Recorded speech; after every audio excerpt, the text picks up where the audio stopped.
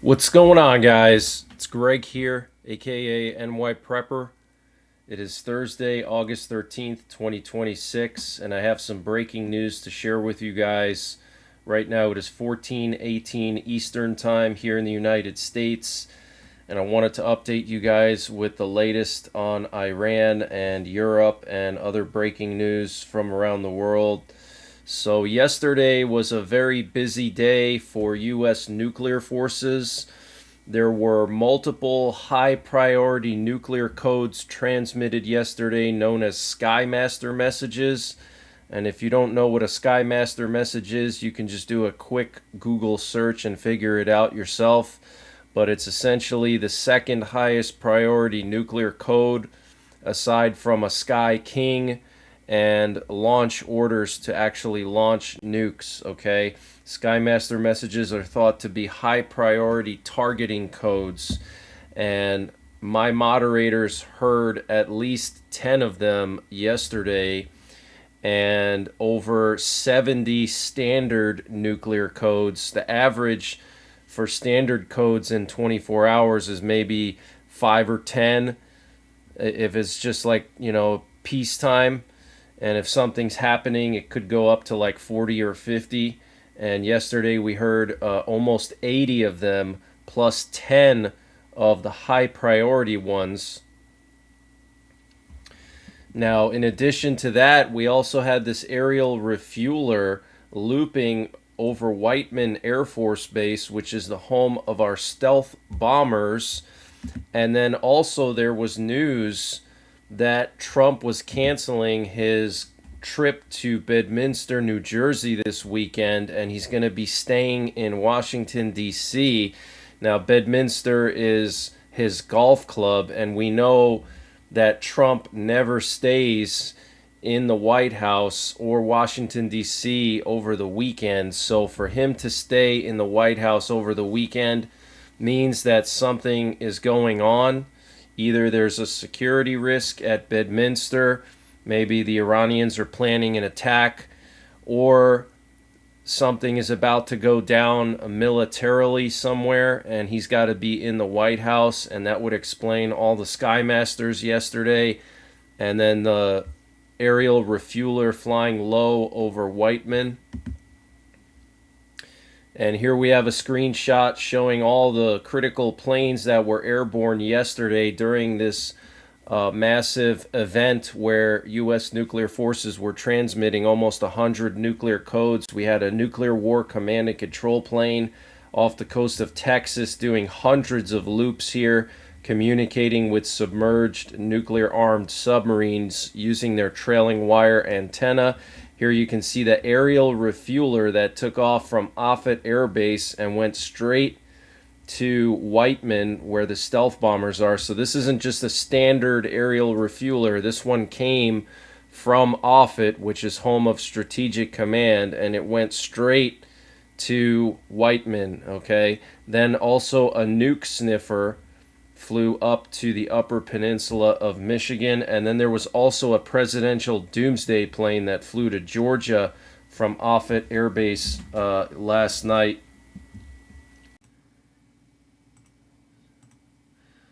And this update was sponsored by My Patriot Supply. Guys, My Patriot Supply is doing a major sale on their 4-week emergency food supplies. And to get the deal, you got to use the link preparewithnyprepper.com. The link is in the description down below. But you're going to get 2 4-week emergency food supplies for $416. That's 2 months of emergency food for $400. Where are you going to find a deal like that? This is freeze-dried food, has a 25-year shelf life, packed in 4 rugged, watertight buckets that don't take up a lot of space. So even if you live in a tiny apartment, you can still prep and have 2 months of food for just $400. Use the link preparewithnyprepper.com to get the deal, and the link is in the description below this video. So I want to just update you on Iran and Ukraine. Iran is reshaping its military leadership with the supreme leader Mujtaba Khamenei appointing 6 senior military and security figures as Tehran shifts towards a more offensive doctrine.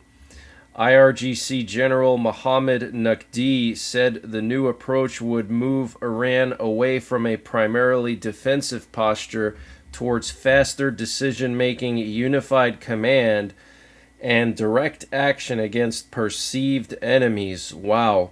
So they're switching to a more offensive posture. Does that sound like a country that wants to make peace? I don't think so. And then remember the breaking news over the weekend that came out that the advisor to Iran's chief negotiator said that they're basically just dragging this out until Trump leaves office.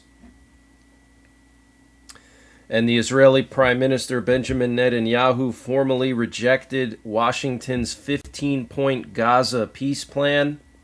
And a senior Iranian source told Reuters that there are currently no discussions with the U.S. to extend a ceasefire. So regardless of what Trump said 2 weeks ago now, that, yeah, we're going to have a ceasefire any day now, there's going to be another ceasefire. Well, it doesn't look like that's going to happen. And the U.S. is on track to withdraw all forces from Iraq by September 30th. And Trump said yesterday that the U.S. has total control over the Strait of Hormuz. And the IRGC said that Iran has not reopened the Strait of Hormuz and that their policy and management of it continue. Okay, so they have not reopened the Strait of Hormuz. The IRGC also said the repeated statements by American officials that the Strait of Hormuz is open does not change the reality that it is closed. And a Houthi official warned Saudi Arabia that if Saudi Arabia launched a full-scale attack, the Houthis would target Saudi oil facilities. Wow. And Israeli media reported that Russian satellites were used by the Houthis to attack Saudi Arabia in recent weeks. So the Russians were giving the Houthis intelligence on targets inside of Saudi Arabia with their satellites, geospatial intelligence. And Kuwait's Interior Ministry said that it had foiled a terrorist plot targeting a vital facility in the country. According to the state news agency, authorities arrested a Kuwaiti national who was allegedly affiliated with the Islamic State before any attack could take place. So ISIS trying to attack a vital energy facility probably because Kuwait is loaded with oil and gas. So if you remember in the Gulf War when Saddam Hussein set fire to all the Kuwaiti oil fields. And Putin warned yesterday that Russia would retaliate in kind by seizing Western vessels if EU nations continue seizing Russian merchant vessels, calling such measures piracy and banditry. Wow. And Zelensky said yesterday that Ukraine has identified new targets for long-range strikes in Russia. We are preparing for further use of long-range and medium-range weapons. Wow. So it's going to get spicy in Ukraine in the coming months. And remember the breaking news from a few days ago that U.S. intelligence now believes that Putin is preparing an attack on NATO, specifically the Baltic countries and/or Poland. And if you remember about 2 weeks ago, Russia launched a missile into Poland, and it flew 60 miles into Poland and then blew up in a farmer's field. Now, a lot of people were saying, oh, it's not a big deal, it's just a field. Well, if you think about it, a field full of crops is worth a lot of money for a farmer. That would be like if a Russian missile flew into Poland and crashed into some kind of store, okay? That's the livelihood of that farmer. It's probably worth tens of thousands of dollars, okay? So that causes economic damage when you blow up a whole field and spread shrapnel everywhere and destroy the soil and leave huge craters. Okay, I hope the Polish government is going to compensate that farmer properly.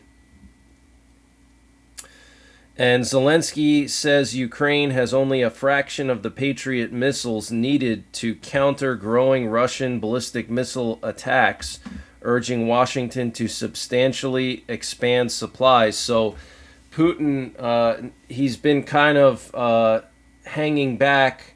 Russia hasn't been doing any big attacks on Ukraine really this year. There was a few, but nothing crazy. But he did a couple of things that are very critical. First, he launched a missile into Poland, which was a test of Poland's air defenses and decision-making capabilities in a crisis. And Poland failed because they did not shoot the missile down. They just let it fly out of, I don't know what, fear of debris, or they didn't want to make a geopolitical incident. I have no idea. But NATO failed in that regard. And the next time, he's actually going to strike a base in Poland, or he's just going to straight up invade. Okay? So that's a big deal. And now he knows that Ukraine is out of missiles to intercept all of Russian missiles. So he's going to step up the attacks. But Zelensky said yesterday that Russia is planning to mobilize hundreds of thousands of troops after the Russian parliamentary elections end, which I think is soon. Okay, so something could happen this fall. Russia could launch a massive attack on Ukraine on the ground. They can step up their missile attacks. They could potentially invade the Baltics as well, or Poland. So we got to be on high alert. And Ukrainian drone operators easily spotted and defeated U.S. Army troops and armored vehicles during a military exercise in Germany earlier this year, exposing vulnerabilities in American counter-drone defenses. And Putin visited the Kuril Islands in Japan. Japan's foreign minister stated that the Kuril Islands are Japanese territory under international law. And Japan's prime minister said Putin's visit to the disputed Kuril Islands is unacceptable. Wow, so Putin giving the finger to the Japanese. And the head of the Pentagon, Pete Hegseth, made some comments about Cuba yesterday, including this one. He said all options are on the table, to include military options. So very interesting. And Ukrainian attack drones reportedly hit the Russian-occupied Balaclava power station in Crimea overnight. Local authorities reported that the occupied Crimean capital of Sevastopol is now completely without electricity. Wow.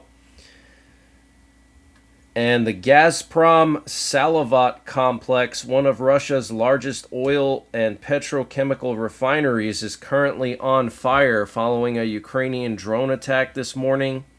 And the Lithuanian government changed its plan for the construction of engineering fortifications along the border with Belarus and Russia's Kaliningrad Oblast on Wednesday.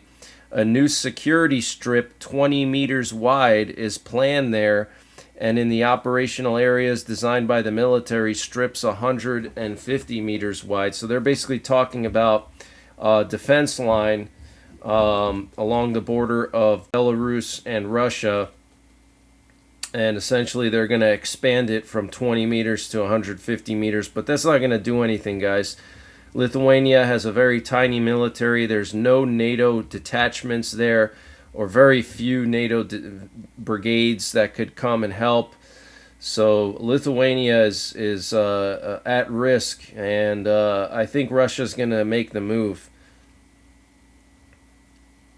And Russia has amassed around 6,000 Goran-type drones for the purpose of carrying out mass attacks on Ukraine, according to the main Intelligence Directorate of the Ministry of Defense of Ukraine. So 6,000 drones at the ready to attack Ukraine. And Ukraine's security service dismantled a 14-member Russian intelligence network accused of gathering information on airfields hosting F-16s and Mirage 2000 fighter jets.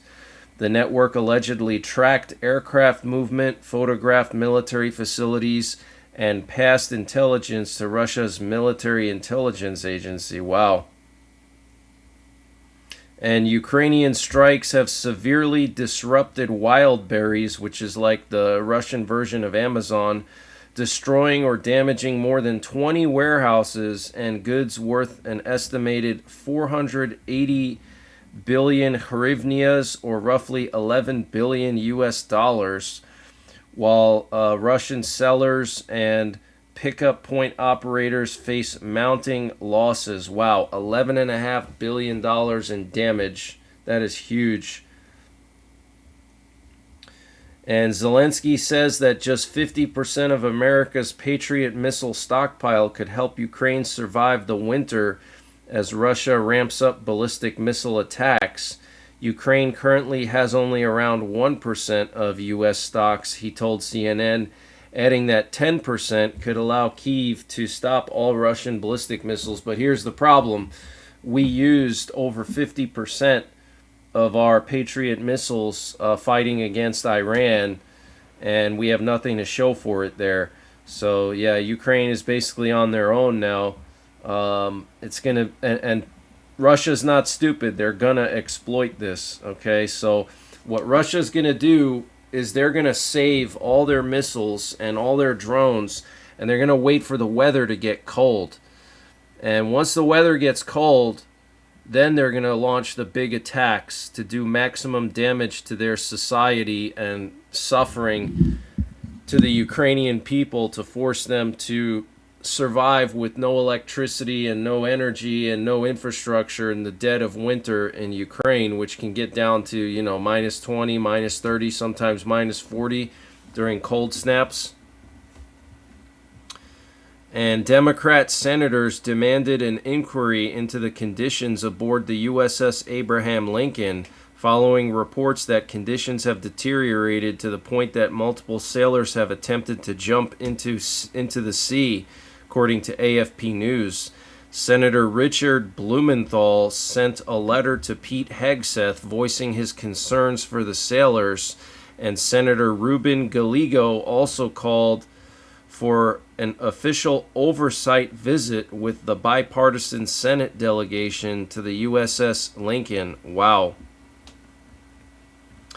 And the U.S. Secretary of War, Pete Hegseth, said Colombia requested joint U.S. military operations against cartels in Colombia, and that Colombia will join the Shield of America's initiative. So looks like we're going to be bombing Colombia soon. But that's the latest breaking news that I have. I will be back later on tonight with more breaking news. Consider joining my Patreon or becoming a member on YouTube so you can get exclusive updates in between my video updates and live streams. And that's only for YouTube members and Patreon members.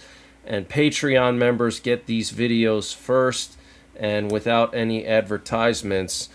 And I will be back later on tonight with more breaking news. And until then, take care, God bless, and don't forget the 3 Ps.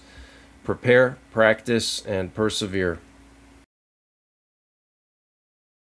And this update was sponsored by EMP Shield. Guys, EMP Shield has created a special discount just for you, the listeners of the NYPrepper channel.